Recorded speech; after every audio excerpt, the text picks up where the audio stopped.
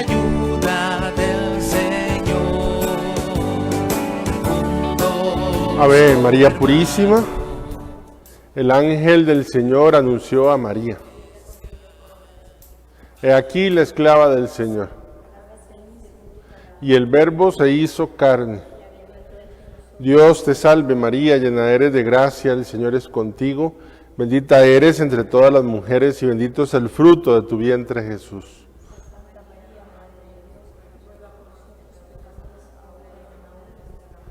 Ruega por nosotros, Santa Madre de Dios.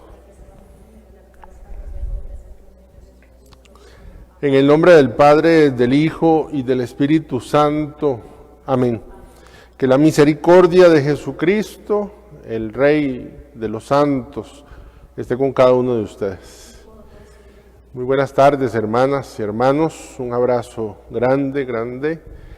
Al llegar a este viernes, último viernes del mes de agosto que el Señor nos ha regalado, un saludo a los hermanos del Retiro que están estos días reflexionando en torno a la palabra de Dios. Un saludo grande y estoy pidiéndole para que los frutos espirituales sean bastantes. Vamos a reconocernos necesitados del amor de Dios en este día en que celebramos lo que Dios hizo, lo que Jesús hizo en la vida de un santo tan grande como Agustín.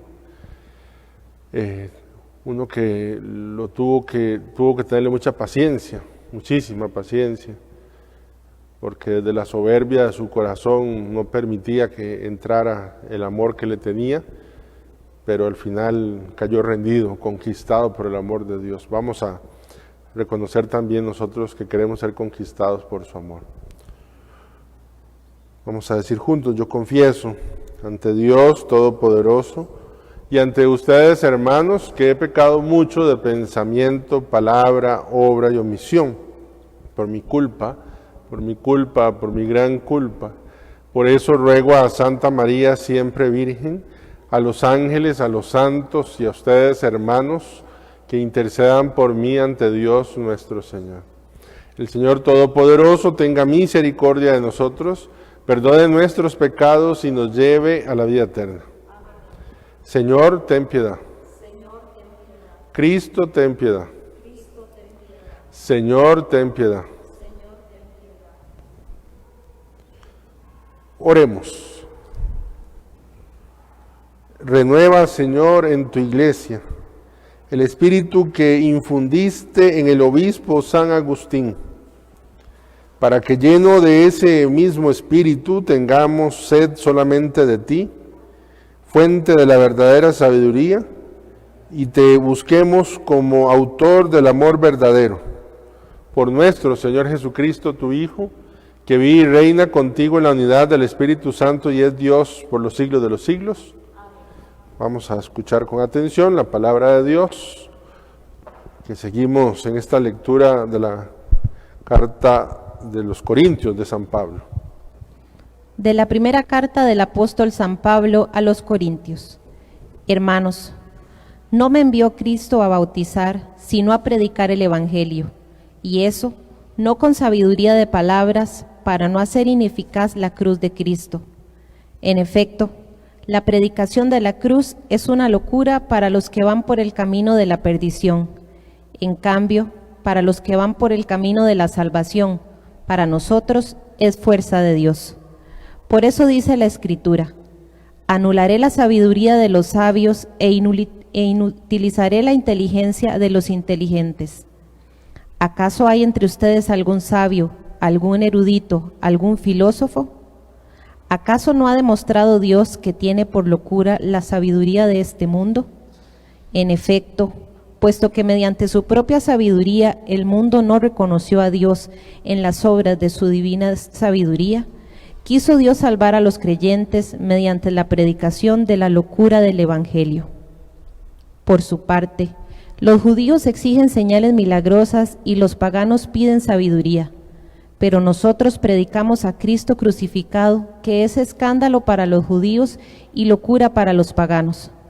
En cambio, para los llamados, sean judíos o paganos, Cristo es la fuerza y la sabiduría de Dios. Porque la locura de Dios es más sabia que la sabiduría de los hombres, y la debilidad de Dios es más fuerte que la fuerza de los hombres. Palabra de Dios. Te alabamos, Señor. El amor del Señor llena la tierra. El amor del Señor llena la tierra. Que los justos aclamen al Señor, es propio de los justos alabarlo. Demos gracias a Dios al son del arpa, que la lira acompañe nuestros cantos. El amor del Señor llena la tierra. Sincera es la palabra del Señor, y todas sus acciones son leales. Él ama la justicia y el derecho. La tierra está llena de sus bondades. El amor del Señor llena la tierra. Frustra el Señor los planes de los pueblos y hace que se malogren sus designios. Los proyectos de Dios duran por siempre, los planes de su amor todos los siglos. El amor del Señor llena la tierra.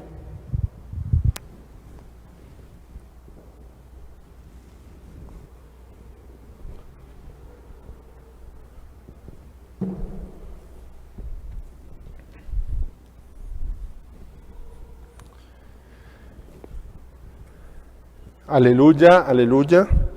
Velen y oren para que puedan presentarse sin temor ante el Hijo del Hombre. Aleluya, aleluya. Señor esté con ustedes.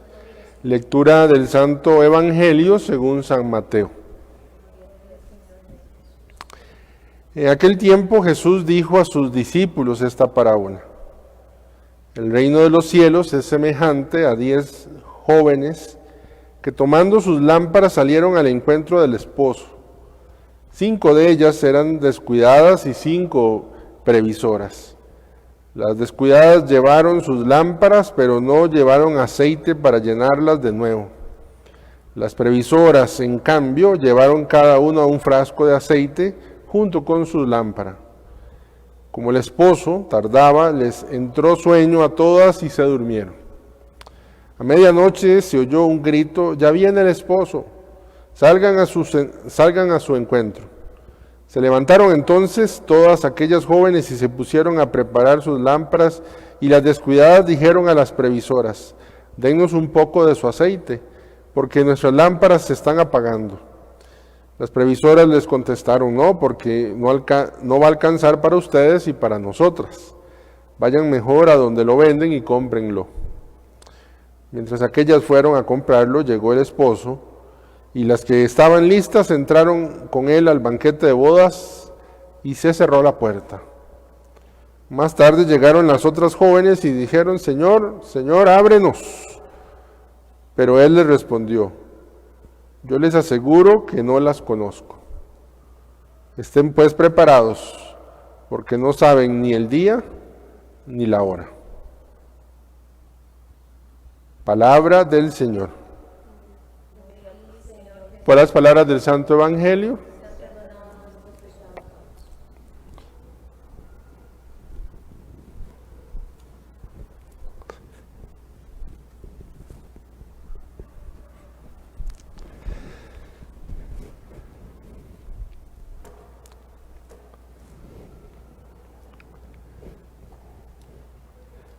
Celebramos este viernes de la semana 21 del tiempo ordinario, celebramos la memoria de San Agustín. Hagamos un repaso, digamos, muy rápido de la palabra de Dios. Esta palabra riquísima, alcanzaría, yo sé que es una frase que uno repite siempre, pero la verdad es que siempre la riqueza de la palabra es profunda, alcanzaría para muchísimo. Entonces yo he escogido 2 textitos de esta carta a los Corintios para mencionar. Dice, así empieza la carta a los Corintios: no me envió Cristo a bautizar, sino a predicar el Evangelio. En algún momento los estudiosos del texto, algunos crearon dificultad, ¿verdad?, sobre la poca importancia del bautismo entonces.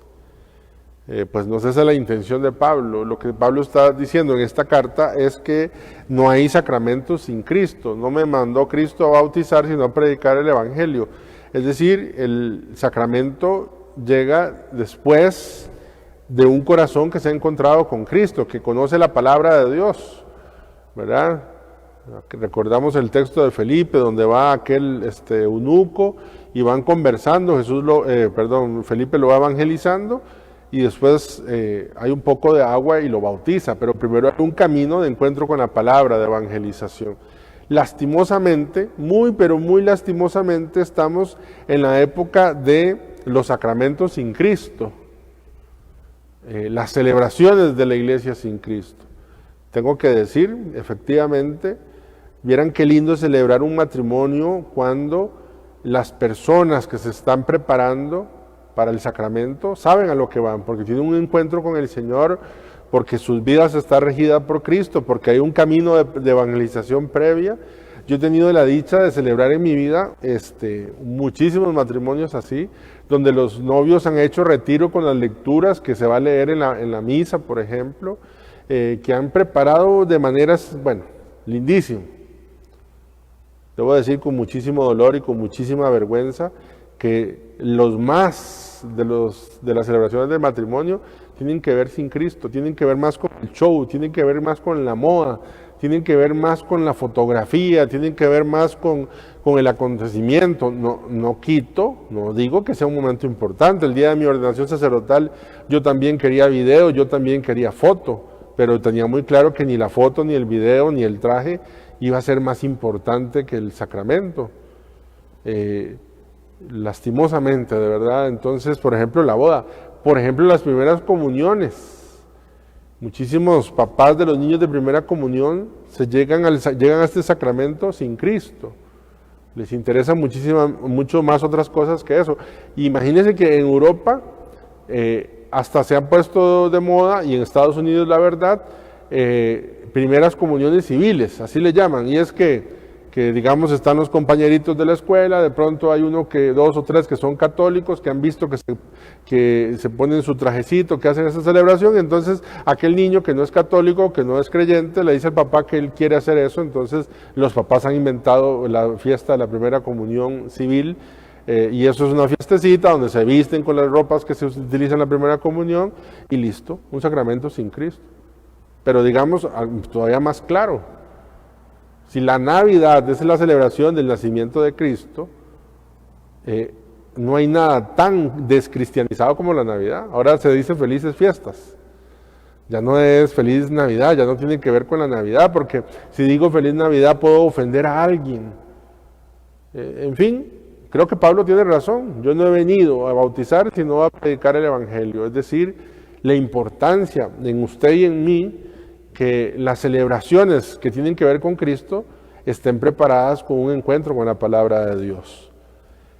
Otro texto que riquísimo, que aquí podríamos de verdad también un retiro. Yo lo hice por pedacitos, leo el texto completo. Dice: por su parte los judíos exigen señales milagrosas y los paganos piden sabiduría. Pero nosotros predicamos a Cristo crucificado, que es escándalo para los judíos y locura para los paganos. En cambio, para los llamados, sean judíos o paganos, Cristo es la fuerza y la sabiduría de Dios. Porque la locura de Dios es más sabia que la sabiduría de los hombres, y la debilidad de Dios es más fuerte que la fuerza de los hombres. Despedacemos esto, desmenucemos como el pollo un momentito. Dice: por su parte, los judíos exigen señales milagrosas. Le gustaban a los judíos. ¿Usted se acuerda? ¿Qué señal nos das tú? Le dijeron a Jesús para creer que tú eres el Mesías. Tenían un gusto. Aquella carta a los Gálatas incluso habla mucho de las cosas del cielo, ¿verdad? Entonces, los judíos preocupados más bien en esta línea, en la línea de las señales. Eso les interesaba mucho. Y los paganos, la sabiduría. Recuerde que está en Corinto. Estamos leyendo la carta a los Corintios. Entonces, la de la sabiduría, la del conocimiento. Por eso yo puse estas dos fotos allí. ¿Qué sigue diciendo el texto? Dice: pero nosotros, si a los judíos les importan las señales y a los otros les importa la sabiduría, nosotros predicamos a Cristo crucificado.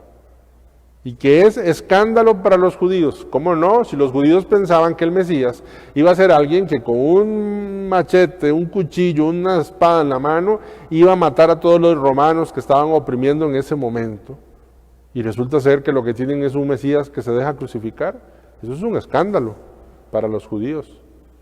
Y locura para los paganos. Jamás Si en la búsqueda de la sabiduría, digamos que locura para hablar de tonto, si a ellos les interesa ser sabio, parece que alguien que se deja matar es tonto, es loco. Sigue diciendo Pablo. En cambio, para los llamados, sean judíos o paganos, para los que se han sentido llamados por Dios, qué lindo, dice, Cristo es la fuerza y la sabiduría de Dios. Yo puse esa foto a propósito. A mí los últimos años de la vida de Juan Pablo II, que ya no podía caminar antes de que lo empezaran a llevar en este carrito, además el báculo, que es lo que sostiene, a mí me encanta ese, pero yo siempre lo veía como su báculo se volvía su fuerza, como un bastón, pero no solo el bastón del viejito que camina, del adulto mayor que camina, sino que la vida de él nos decía que la cruz era su fuerza, era su fuerza. Por eso dice que Cristo es la fuerza y la sabiduría de Dios. Y yo tengo tantos testimonios que no me alcanza y tampoco los podría contar por fidelidad o por confidencia, digámoslo así, de gente, de hermanos, de aquí en Atillo, de frailes, de 15 años de sacerdocio, donde la cruz ha sido fuerza y sabiduría para esas personas. Donde la sabiduría que Dios les ha dado para resolver un problema no viene de ningún título universitario y la fuerza que Dios les ha dado para salir adelante no viene de ninguna pastilla, de ningún antidepresivo, sino que viene de la fuerza de Dios, efectivamente. Sigue diciendo Pablo, porque la locura de Dios, ¿cuál es la locura de Dios? Cristo crucificado, que es escándalo para los judíos, ¿verdad? Locura para los paganos. Esta locura de Dios es más sabia que la sabiduría de los hombres. Cuando admiraban la sabiduría de San Buenaventura, siglo XIII, le pidieron que le enseñara la biblioteca. Yo les he contado esto, y él los llevó a donde había un armario y abrió el armario. Todo el mundo pensó lo que iba a haber un rollo, una gran cantidad de rollos de libro, y lo que había era al final un crucifijo. Esta es la fuente de la sabiduría, decía San Buenaventura. Bueno, esta locura es más sabia que la locura de los hombres. Y la debilidad de Dios, esa debilidad de Cristo en la cruz, es más fuerte que la fuerza de los hombres. Me encanta cómo Pablo le llama la locura de la cruz. Yo en esta primera parte termino hablando de locos. Es que la verdad hay que cuidarse porque la cruz es una locura. Usted sabe que a María Goretti le dio esta locura, una niñita, ¿verdad?, de 10 años, que murió rezando por su violador, por quien intentó violarla. Eso hay que estar loco, ¿verdad? Porque dedicar los últimos segundos de vida a pedir porque en toda la eternidad esté a la par de uno el que intentó violarme y al final me mató, pues me acuchilló. Usted hay que estar loco. No, pero loco, alguien que diga en esta rifa, ¿verdad?, de que iban a matar a 10 personas, hay que estar loco, de verdad. Habiéndose salvado, levantar la mano y decir, yo muero en lugar de este otro hermano porque yo soy sacerdote y no tengo hijos y este tiene familia.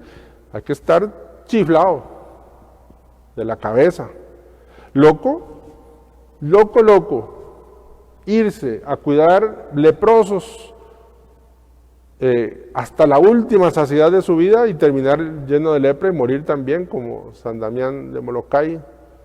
Loco es un niño de 14 años que con tantas mentiras que se dice, lo único que tenía que decir para salvarse es muera Cristo Rey, y él se aferró. Hay que estar loco para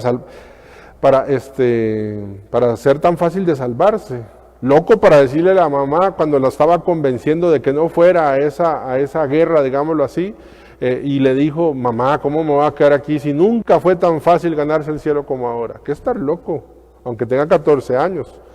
Loca Chiara Luce, que habiendo perdido su belleza, su pelo, su caminar, su salud, diga al final, como lo he perdido todo, ahora lo tengo todo. ¿Qué es estar loco? Porque si uno pierde todo eso, lo que tiene que hacer es reclamar. Loca una mamá que queda embarazada y le da un tumor en su vientre, y ella siendo pediatra le dicen sus amigos doctores tienen que ponerse el tratamiento y eso le va a provocar aborto. Loca de decir no, salven al niño en vez. Eso tiene que estar loco uno. ¿No le parece a usted que hay mucha locura allí? Loco es enfermarse de cáncer y decir que va a ofrecer ese cáncer por la conversión de la iglesia, como Carlo Acuti. Eso es que hay que estar, pero bien chiflado. Chiflado es tener plata, ser famoso, y todo su dinero darlo a los demás, a los pobres. Ir a la universidad y regresar descalzo porque se encontró un pobre como Pier Giorgio Frassati y le dio los zapatos. O loco es ser un profesional y no ganar dinero al fin porque todo su trabajo como médico se lo dedica a los pobres que no podían pagar y no tenían forma, como José Moscati. Eso hay que estar loco. Pero no, loca sí de verdad. Una mujer que le acuchillaron la espalda 147 veces y que diga que si se topa la persona que le hizo eso, lo que hace es besarle las manos porque eso le llevó la pila al bautismo. Eso hay que estar loco. Loco decir que hay que dar y dar y dar hasta que se le caigan a uno de cansancio los brazos. No hay que estar, además de loco hay que estar tonto. Loco es descubrir que me ha tocado en mi organismo un montón de enfermedades, diabetes y un montón de enfermedades, y morir a los 27 años santificándose en la forma en que vivía su enfermedad. Eso hay que estar loco. Loco es saber surfear, ser guapo, conocido, y al final entregar su vida como Guido Schaffer al Señor y el Evangelio. Y ya que estamos aquí en esta parroquia dedicada a Nuestra Señora de Fátima, loco es que unos niños de 9 años, que a los 9 años uno juega rayuela, a los 9 años uno hace diabluras, toca el timbre y sale corriendo, hasta los 9 años, ¿qué hace uno a los 9 años? A los 9 años uno no dice que va a ofrecer todos los sacrificios posibles para la salvación de las almas, así que hay que estar loco. Entonces usted cuídese porque va y se contagia de esta locura que nos está hablando San Pablo, así que tenga mucho cuidado. Nos decía el Evangelio el día de hoy que había unas mujeres, no digo mucho.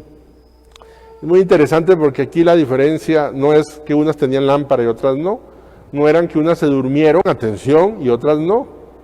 No eran que unas se cansaron y otras no. La única diferencia es que unas tenían aceite de repuesto y otras no. El aceite, que lo sabemos, es figura de unción, figura de Espíritu Santo en la palabra de Dios. Yo quisiera decir una cosa para no pasar la celebración el día de hoy sin decir algo de Agustín. Yo creo que todos nosotros sabemos que hay que prepararse para dormir. Ahora que preparaba la reflexión, me acordé de Comelón de Harvix. Ya dije, o sea, ya no existe, yo no sé si existe todavía ese chocolate. Yo recuerdo que decía, que ven mis ojos, niños, pequeñuelos, personas diminutas, ¿sí? ¿Se acuerdan? Y aún levantados. Y entonces la canción tenía que ver con que había que lavarse los dientes y había que, bueno, hay que prepararse para dormir, ¿verdad? Usted seguramente se prepara para dormir. Algunos tienen un ritual, sacuden la cama, mueven las almohadas, o por supuesto el aseo de los dientes, de orinar, etc. Creo que de pronto sabemos que eso existe, prepararse para dormir. Pero hoy la palabra de Dios nos habla de prepararse para levantarse. Porque el problema no es que se durmieran, los dos grupos se durmieron. Otro evangelio habla de no dormirse, este no habla de no dormirse, este habla de que hay que prepararse para levantarse. ¿Y cómo es la forma de prepararse para levantarse? Teniendo aceite, ¿verdad? Así como tienen aceite se pueden dormir tranquilas. Nosotros decimos que dicen no hay mejor remedio para dormir tranquilo, no hay mejor almohada, por eso puse la almohada, para dormir tranquilo que una conciencia tranquila. Si usted me dice, padre, ¿y cómo se prepara uno para dormirse? Con una buena conciencia, trabajando su conciencia, que a su conciencia no le falte nada, que su conciencia esté preparada por si ese día que se acuesta a dormir se va a levantar en el reino de los cielos ya, en la vida eterna. Entonces, esto nos habla un poquito, no de prepararse para acostarse, sino de prepararse para levantarse. Yo quiero terminar con San Agustín. Disculpen que me atrase un poquito. Bueno, San Agustín de Hipona, sabemos que es de Tegaste, pero Hipona porque allí fue obispo. Vivió del año 354 al 430, ese fue su periodo de vida. Yo no sé si usted sabe, pero a los 17 años, porque más o menos unos 13 hasta los 30, un poquito menos, a los 17 años Agustín dejó embarazada a la empleada de la casa, que era de Cartago, no de Cartago aquí de Churuca ni nada de esto, sino de Cartago, África. Dejó embarazada y tuvo un hijo, le puso a Deodato, que significa regalo de Dios, según él. Y convivió con esa mujer, no sabemos el nombre, pero lo sabemos, hasta más o menos los 30 años, ¿verdad? En su búsqueda intelectual, porque es un hombre brillante, inteligente, él hace un recorrido del maniqueísmo, ¿verdad?, que busca aquellos dos principios de bien y mal. Luego, el mismo crítico de eso, después de unos 7, 8 años allí, dice, la verdad es que esto es inconsistente, y entonces pasa al escepticismo, una corriente también filosófica, y después empieza a coquetear con el neoplatonismo, ya estando en Roma, porque él viaja hacia Roma. Ayer les conté que dejó a su mamá plantada en el puerto, engañándola, le dijo que fuera a rezar a la iglesia y él se fue en el barco. Y luego se hizo cristiano, pero atención, yo le pongo hoy cristianismo porque quiero decir que después buscó a Cristo. ¿Por qué? Porque empezó a coquetear con el cristianismo, pero no tenía un encuentro todavía fuerte con Jesús. Imagínense que él mismo cuenta las confesiones que él rezaba. A él le costó mucho siempre su sexualidad, mucho.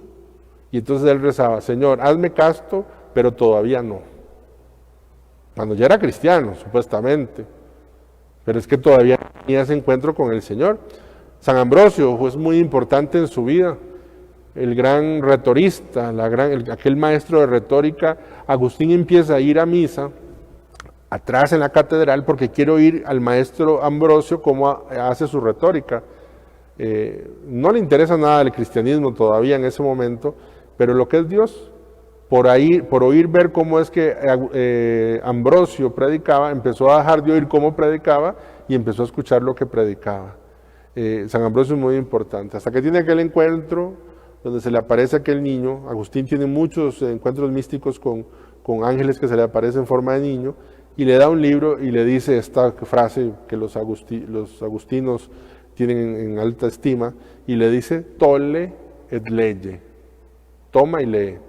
Y le da el libro, y el libro está en el capítulo número 13 de la carta a los romanos. Y justo lo que él leyó, nos dice Agustín, fue esto. Lo tengo que leer, ¿cómo no? Porque está en la base de la conversión de un gran santo. Y dice, no den sus miembros como armas de iniquidad al pecado, sino ofrézcanlos más bien a Dios como quienes muertos han vuelto a la vida, y den sus miembros a Dios como instrumentos de justicia. Porque el pecado no tendrá ya dominio sobre ustedes, pues que no están bajo la ley, sino bajo la gracia. Así se le llama a Agustín, el doctor de la gracia, porque la gracia en su reflexión teológica y filosófica vastísima estuvo siempre presente. Yo quiero terminar, espero no caer en la tentación de comentarlas, pero a mí, yo tengo algunas frases de San Agustín que me gustan muchísimo, y entonces he puesto algunas de ellas, no todas, he puesto algunas de ellas. Recuerden que la literatura de Agustín es muy vasta, y les pongo arriba el titulito, por ejemplo, sobre la amistad, y dice, amas al amigo cuando odias lo que le daña. ¿Quieres ser amigo? Odia lo que daña a tu amigo. Amas al amigo cuando odias lo que le daña. Tienes un amigo alcohólico, le hace daño el licor, odia el licor, entonces tú también, por ejemplo.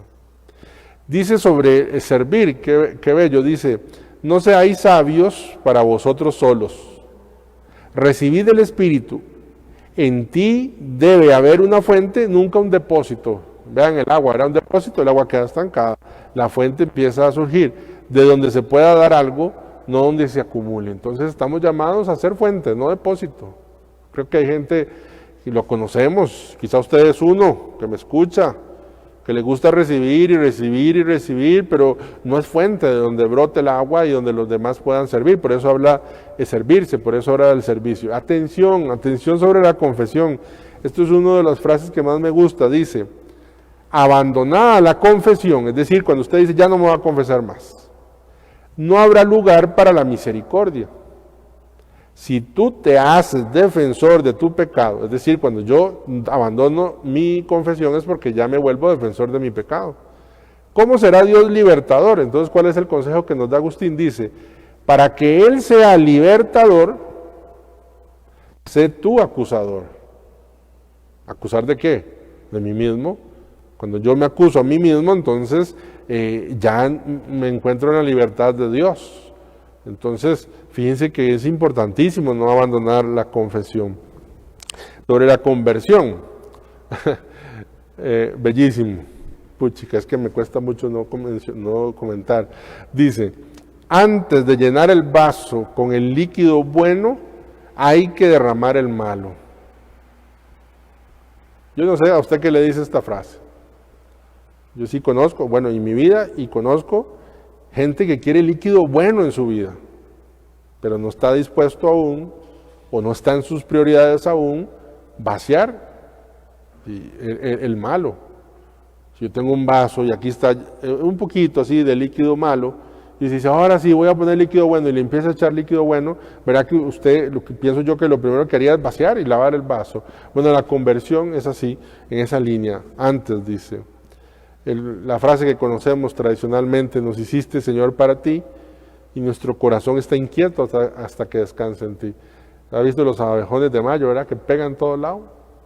Así es un corazón, cuando todavía no ha buscado a Cristo y piensa descansar en esta persona, luego en otra, y piensa descansar en sus hijos, y piensa descansar en un sueldo, y piensa descansar en un botox que se ponga, ¿no? Hasta que descanse en el Señor. En el deseo, un buen consejo para todos los que estamos en este deseo de conversión, dice, si quieres cambiar tu vida, cambia tu deseo. No hay que aniquilar el deseo, hay que cambiar su objeto. Muy importante, cuando usted desea algo, usted dice, ya no tengo que desearlo. Ojalá que el deseo no se acabe, lo que tiene que cambiar es el objeto de su deseo. El deseo está puesto por Dios.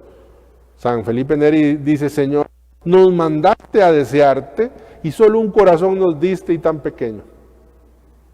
Lo dice él que al final su corazón creció tanto que le quebró las costillas. Cuando le hicieron la autopsia, las costillas habían quebrado su corazón. Claro, no estamos en contra del deseo. Yo quisiera el deseo de algunos deportistas con su deporte. Para mí, para la vida espiritual, yo lo desearía. Yo desearía la pasión con que algunas personas hablan sobre su profesión, como a mí para hablarla de la palabra de Dios. Entonces, miren cómo no hay que cambiar el deseo. Lo que hay que cambiar es el objeto del deseo, como dice San Agustín. Dame la gracia de lo que me pides, entonces pídeme lo que quieras. Dame la gracia de lo que me pides. ¿Me pides perdonar? Dame la gracia. Entonces, mándame a perdonar a quien quiera. ¿Me pides ser casto? Entonces, dame la gracia de ser casto. Dame la gracia de lo que me pides, entonces pídeme lo que quieras. Dice sobre la humildad, la simulación de la humildad es la mayor soberbia. ¿Verdad? Qué corazón tan esclavo, es un corazón que tiene que simular la humildad. Y además de ser esclavo, al final se vuelve soberbio, ¿verdad? Agustín nos recuerda esto. Sobre la libertad, hablando un poco, dice, no abuses, pues, de la libertad para pecar libremente, sino usa de ella para no pecar. Esta frase, la que viene sobre el cuerpo, puede generarnos un poquito de confusión, pero vean qué inteligente, dice, cuida tu cuerpo como si fuera a vivir para siempre. Cuida tu alma como si fuera a morir mañana. Si tú fueras a morir mañana, ¿dónde estaría toda tu atención ahorita? ¿En el gimnasio? ¿En la merienda? No digo que no cuides de tu cuerpo. Cuida tu cuerpo como si fueras a vivir para siempre, pero cuida tu alma como si fueras a morir mañana.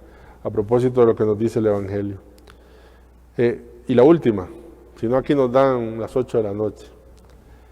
Cuidado con la tristeza, porque nos predispone al pecado. Un corazón triste es un corazón que está así, caído ya que cae en el pecado.